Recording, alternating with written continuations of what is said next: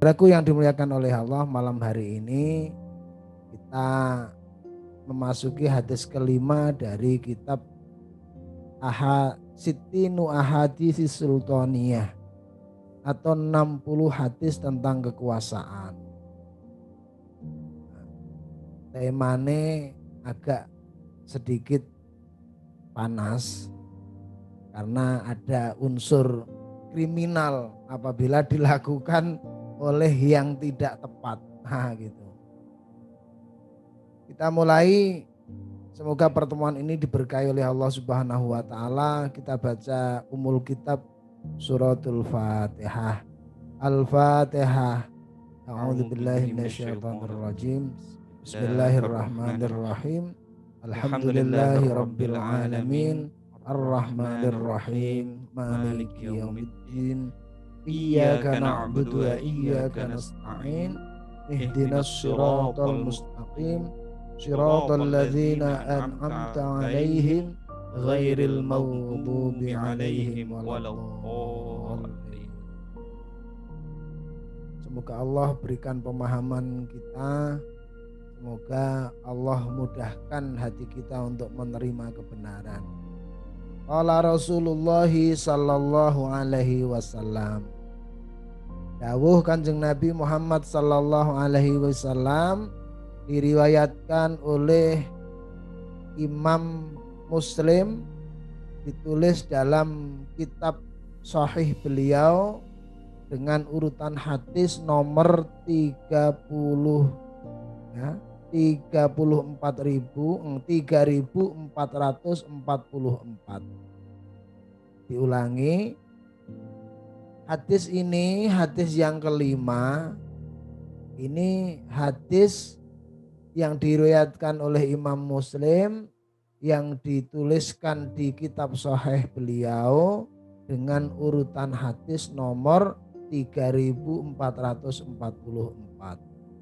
Qala Rasulullah sallallahu alaihi wasallam, telah bersabda baginda Rasul Muhammad sallallahu alaihi wasallam, idza buyi'a, ketika telah dibaiat, li khalifataini, terhadap dua orang khalifah, faqtulu, maka bunuhlah oleh kalian wahai seluruh kaum muslimin al-akhirah, yaitu khalifah yang akhir dari minhuma, dari keduanya.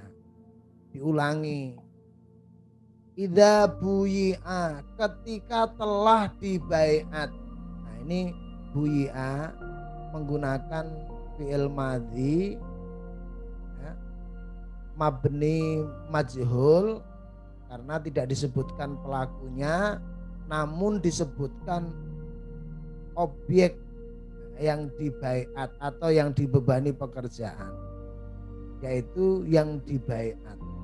Apabila telah dibaiat, li khalifataini, kepada dua orang khalifah, faqtulu, maka bunuhlah oleh kalian kaum muslimin al-akhirah, yang akhir minhuma, dari keduanya. Jadi ayat ini sangat hadis ini sangat sharih sekali, sangat jelas sekali bunyinya. Jadi syarat kemudian amar atau perintah dalam hadis ini dilakukan, yaitu membunuh ya khalifah yang kedua, itu apabila dua-duanya telah terjadi di baiat. Nah, itu. Kalau belum di baiat, ya belum, amar ini, perintah ini belum masuk. Jadi syaratnya sudah benar-benar ada dua orang khalifah yang dibaiat. Nah, kemudian dilihat siapa yang dibaiat pertama, siapa yang dibaiat kedua setelahnya. Istilahnya ketika sudah ada seorang khalifah dibaiat, kok ada orang dibaiat lagi. maka orang yang dibaiat lagi ini ada perintah untuk membunuhnya oleh Rasulullah Muhammad Sallallahu Alaihi Wasallam. Siapa yang diperintah? Yang memerintah jelas, yang memerintah adalah Rasulullah. Ketika yang memerintah Rasulullah, otomatis yang memerintah adalah Allah. Sebab ada amar, ada perintah dari Allah untuk mengambil apapun yang diberikan, yang dilakukan oleh Rasulullah. Wa ma atakumur rasulu fakhudhuhu wa ma nahakum anhu fantahu. Apa saja yang diberikan oleh Rasul, fakhudhuhu, maka ambillah oleh kalian. Jadi ini Rasul memerintahkan faktulu. Yang diperintahkan menggunakan jamak. Nah, itu kalau diperhatikan itu jamak. Uktulu, bukan uktul. Ya, kalau uktul hanya satu orang. Ketika satu orang ini enggak jelas siapa yang diperintah. Nah, dari kedua khalifah itu khalifah yang mana? Kalau misalnya dinisbatkan yang diperintah itu salah satu dari dua khalifah. Tapi ini sharih sekali. Bunyi hadis ini enggak ada muskilat. Yang diperintahkan itu seluruh kaum muslimin. Artinya kalau tidak ada satupun dari kaum muslimin itu yang melakukan membunuh khalifah yang kedua, maka kewajiban ini belum gugur. Semua masih berdosa. Nah, hanya saja membunuh itu tidak sembarang orang boleh dibunuh dan tidak sembarang orang boleh membunuh. Satu-satunya yang boleh melakukan keputusan untuk memberikan hukuman bunuh adalah khalifah. Maka tentu saja yang dimaksud ketika yang harus dibunuh adalah khalifah yang kedua, maka yang dimaksud yang boleh melakukan keputusan membunuh khalifah yang kedua adalah khalifah yang pertama. Tapi kenapa kok perintahnya kaum muslimin? Sebab kewajiban asalnya itu bagi seluruh kaum muslimin, namun ketika kaum muslimin sudah membaiat khalifah, maka hak kaum muslimin itu sudah di tangan khalifah yang diberikan baiat. Nah, jadi memang nggak boleh semua orang bisa langsung main bunuh, nggak boleh. Yang boleh membunuh itu atau yang boleh melakukan hukuman bunuh atau hukuman apapun itu hanya khalifah atau orang yang ditunjuk oleh khalifah. Lah, kemudian kok Rasul ini memerintahkan seluruh kaum muslimin? Artinya apabila sudah ada khalifah yang mewakili mereka melakukan tugas ini, menghukum khalifah yang dibaiat yang kedua, maka selesai tugasnya kaum muslimin.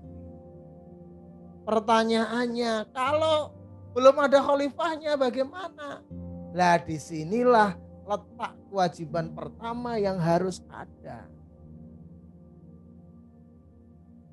Oh Ustaz, ini kan sekarang katanya sudah ada khalifah. Khalifah yang kayak Khalifah Umar katanya. Lah berarti ini berdirinya pengangkatan khalifah ini pertama, kedua, ketiga, keempat, apa kelima. Kayaknya sudah yang belakang deh. Ya kalau memang khalifah benar harus dibunuh nih. Kan begitu. Sayangnya ngaku khalifah saat mau diterapkan hukum khalifah nggak mau. Nah itu. Karenanya memang khalifah itu bukan sembarangan. Bukan asal baiat punya jamaah terus kemudian meminta jamaahnya untuk membaiat dirinya dan kemudian diangkat sebagai khalifah mereka. Loh, kalau memang sesederhana itu, alangkah banyaknya khalifah-khalifah yang harus dibunuh oleh khalifah yang pertama. Karena banyak ormas yang lebih dulu mengangkat membaiat khalifah, kemudian muncul ormas lain ngangkat khalifah dibaiat anak buahnya lagi. Kira-kira sanggup melakukan begitu enggak? Ya enggak mungkin sanggup. Dan memang aturannya enggak kayak begitu. Nah ini, oleh karena itu maka hadis ini mengisarahkan kepada kita yang pertama, wajibnya khalifah bagi seluruh kaum muslimin. Ini jelas, enggak mungkin ada muncul hadis ini ya bahwa khalifah yang kedua itu harus dibunuh kecuali ada pengangkatan khalifah. Apa terus kemudian begini, waduh biar nggak ada yang dibunuh wes nggak usah khalifah-khalifahan lah. Kan nggak begitu. Sebuah hadis, sebuah amar itu wujud, itu muncul karena memang ada amal yang harus diadakan. Artinya yang pertama hadis ini mengisyaratkan wajibnya satu khalifah bagi seluruh kaum muslimin. Pertama wajib satu, yang kedua wajib ada. Atau yang pertama wajib ada, yang kedua wajib satu. Bagaimana mungkin satu kalau nggak ada kan begitu. Berarti yang pertama wajib ada khalifah, yang kedua wajib satu. Karena begitu wajibnya hanya ada satu, sampai ada perintah kalau ada muncul khalifah yang kedua, maka kaum muslimin diperintahkan untuk membunuh. Ini bukan kok amar memang benar-benar harus terus langsung rombongan buat tim Laskar Al-Gojo untuk ngenteni kalau ada khalifah yang kedua nanti kamu bagian dia. Enggak. Ini menunjukkan begitu wajibnya, enggak boleh ditawar-tawar bahwa khalifah itu hanya boleh satu, wajib satu, wajib ada dan wajib satu. Nah ini. Nah lalu bagaimana kondisi kita? Nah, kondisi kita ya jauh sekali. Jauh sekali. Maka kalaulah ada sekarang yang khalifah-khalifah yang sudah dibaiat, ya sudah nggak usah dibahas. Karena itu jauh, bukan yang ini. Ketika memang mereka benar-benar khalifah, maka di antara mereka yang sekarang sudah dibaiat, yang pertama kali dibaiat punya kewajiban membunuh khalifah yang lain. Tapi faktanya enggak, masih tahlilan bareng, ada 3 khalifah, yasinan bareng, 3 khalifahnya ngumpul karena ormasnya beda lah ini. Maka wes sing gatel untuk nanyain yang itu ora usah. Bukan yang itu. Nah, gitu, bukan yang itu. Karena khalifah yang dimaksud ini adalah the real khalifah, satu kepemimpinan umum yang memimpin seluruh kaum muslimin untuk mengatur kehidupan mereka, memberikan haknya dan melaksanakan tugas agama yaitu dakwah. Bukan hanya dakwah di dalam negerinya, tapi ad-da'watu ilal alam, dakwah ke seluruh dunia.